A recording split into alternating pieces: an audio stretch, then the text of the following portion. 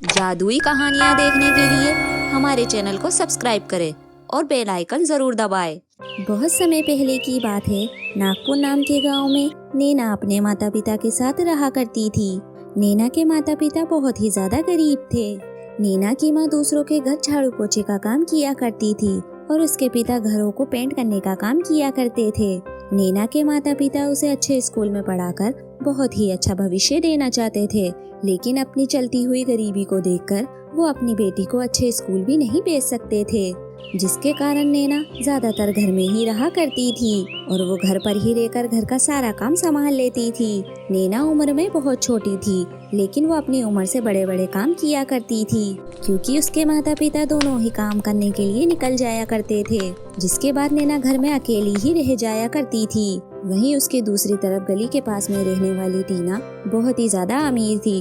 वो अपने स्कूल अपनी कार में ही जाया करती थी। वो एक दिन स्कूल जाते वक्त अपनी कार को रोककर नैना को चिढ़ाने लगती है। अरे नैना, तू कब तक अपने घर में झाड़ू पोछा लगाती रहेगी? तो स्कूल भी जाना सीख। देख, मैं तो रोज अपनी गाड़ी से स्कूल जाया करती हूँ। मैं स्कूल जाकर पढ़ती हूँ, डांस करती हूँ और स्विमिंग भी करती हूँ और वापस अपने घर आ जाया करती हूँ। मैं तो दिन भर बहुत ज्यादा मौज मस्ती करती हूँ।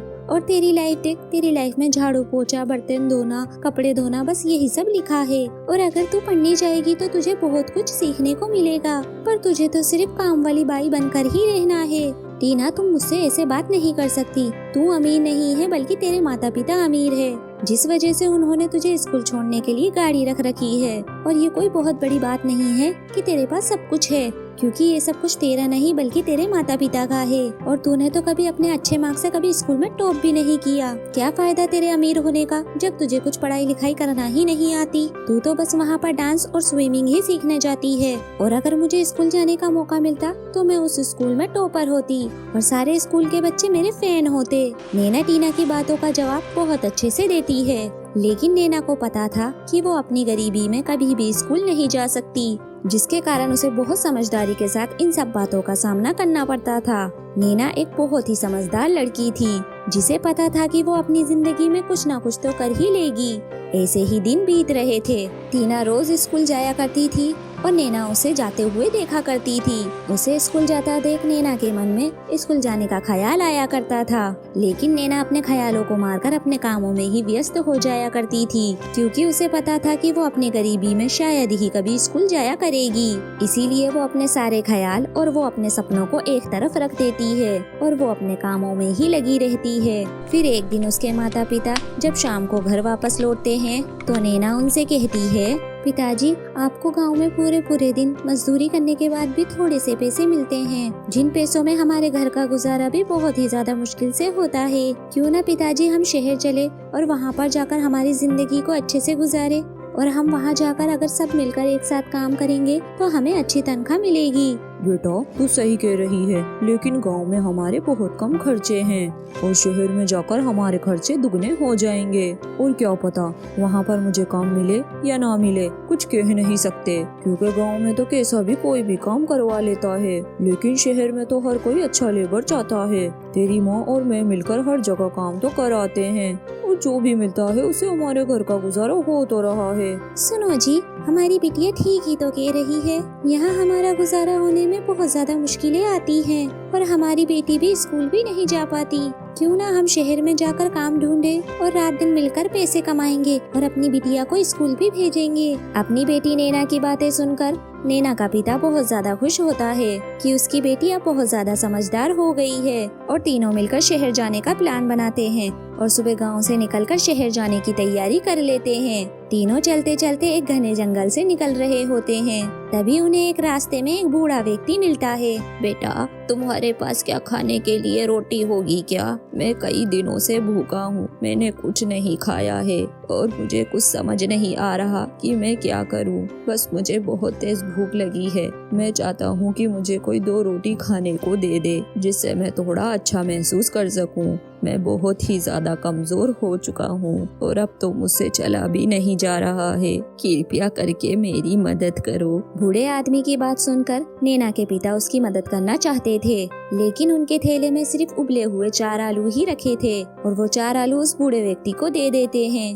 दादाजी, हमारे पास रोटियां तो नहीं है, लेकिन ये उबले हुए आलू जरूर रखे हैं। ये आलू आप ले लो, इससे आपकी कुछ मदद हो सकती है। बाकी हम लोग तो शहर की तरफ काम ढूंढने के लिए निकले हैं, और अगर हमें वहाँ पर काम मिलेगा तो हम वहाँ पर कुछ खा भी लेंगे। वो बूढ़ा व्यक्ति उनके 4 आलू लेकर खा लेता है और वो आलू को बहुत जल्दी जल्दी खाता है। उसे देखकर नैना के पिता समझ जाते हैं कि वो सच में बहुत ज्यादा भूखा था। उसके बाद वो वापस शहर की तरफ चलने लगते हैं। तभी बूढ़ा व्यक्ति उन्हें रोककर कहता है, तुमने मेरी मदद की, मैं बहुत ज्यादा खुश हूँ। इस जंगल से बहुत सारे लोग निकलते हैं, लेकिन कोई भी मुझे इतने प्यार से कुछ भी नहीं देता, और तुमने मुझे इतने प्यार से 4 आलू दिए, और तुम्हारे पास खाने को भी सिर्फ 4 ही आलू थे, और फिर भी तुमने मुझे वो खाने को दे दिए, और तुमने अपने बच्ची के बारे में भी कुछ नहीं सोचा। तुम बहुत ही नेक दिल आदमी हो। इतना कहने के बाद वो बूढ़ा व्यक्ति एक सुंदर सी परी में बदल जाता है। ये सब देखकर सभी हैरान रह जाते हैं। आप तो एक परी हो, और आप तो कितनी सुंदर हो। आज पहली बार मैंने इतनी सुंदर परी अपने सामने देखी है। आप हमारे सामने बूढ़े दादा बनकर क्यों आए थे? मैं जानती हूँ कि तुम बहुत ही ज्यादा गरीब परिवार से हो, और तुम्हारे परिवार में तो कभी कभी अन्न का एक दाना भी नहीं होता। तुम्हारी ये हालत देखकर मैंने तुम्हारी परीक्षा ली, और तुम मेरी ये परीक्षा में सफल भी हो गए। मैं तुम्हें एक जादुई लहंगा देना चाहती हूँ।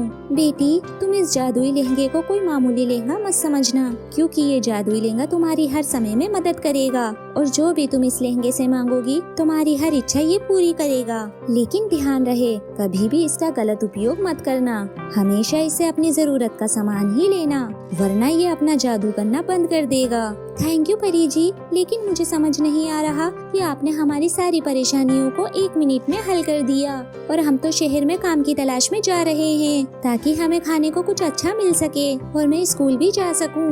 लेकिन अब तो आपने मुझे ये जादुई लहंगा दे दिया। अब मैं इससे अपने स्कूल जाने की फीस भी ले लूंगी, और इस लहंगे की सहायता से अपना एक अच्छा सा घर भी बनवा लूंगी, और मैं अपने माता पिता के लिए एक अच्छी सी हलवाई की दुकान भी खोल लूंगी, ताकि उनमें हम सभी लोगों को अच्छे से अच्छा खाना खिला सके और हम अपनी मेहनत से कमा भी सके। परी वहाँ से चली जाती है। नैना और नैना का परिवार शहर में पहुँच जाते हैं, और नैना शांत और एक अच्छी जगह देखकर लहंगे से अपने लिए एक घर भी बनवा लेती है। ये जादुई लहंगा, मुझे एक अच्छा सा घर दे दो जिसमें मैं और मेरे माता पिता सुकून से रह सके, और मेरे घर के पास में एक हलवाई की दुकान भी खोल दो जिसमें जरूरत का सारा सामान पहले से ही रखा हो।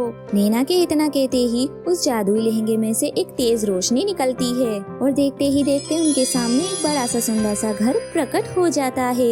ये सब देखकर नैना और नैना के माता पिता बहुत ही ज्यादा खुश हो जाते हैं, और वो तुरंत ही उस घर के अंदर चले जाते हैं। और जब वो अंदर जाते हैं तो उनकी जरूरत का सारा सामान रखा होता है। ये सब देखकर वो बहुत ही ज्यादा खुश हो जाते हैं। फिर नैना अपने जादुई लहंगे से अपनी जरूरत के सारे सामान मांगने लगती है, और इसी तरह से नैना जादुई लहंगे की मदद से अपनी इच्छाएं पूरी करती है। और वहीं दूसरी तरफ उसके माता पिता हलवाई की दुकान में मेहनत करते हैं। वो तरह तरह के व्यंजन भी बनाते हैं, और उनकी दुकान शहर में बहुत ही ज्यादा जोरों शोरों से चलने लगती है। इसके बाद नैना के माता पिता खूब पैसा कमाने लगते हैं। ये सब देखकर नैना बहुत ही ज्यादा खुश होती है, और इसी तरह से नैना की जिंदगी संभल जाती है। फिर कुछ दिनों बाद नैना भी अपने स्कूल में एडमिशन ले लेती है, और बाकी बच्चों की तरह स्कूल भी जाने लगती है। अब नैना के पास कोई भी चीज की कमी नहीं थी। वो अपने माता पिता के साथ अब हंसी खुशी से रहने लगी थी।